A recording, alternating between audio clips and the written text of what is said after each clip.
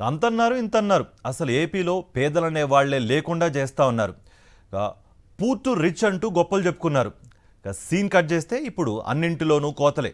అవతాతలకు అందించే పెన్షన్లు తగ్గించేస్తున్నారు. చంద్రబాబు అధికారంలోకి వచ్చాక ప్రతి నెల పెన్షన్లు తగ్గించేస్తున్నారు.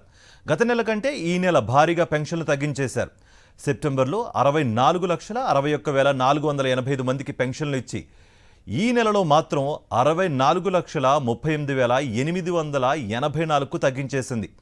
వైఎస్ జగన్ హయాంలో 65,49,864 మంది లబ్ధిదారులకు పెన్షన్లు అందిస్తే చంద్రబాబు అధికారంలోకి వచ్చాక ఈ 3 నెలల్లోనే 1,11,000 మందికి కోత పెట్టారు.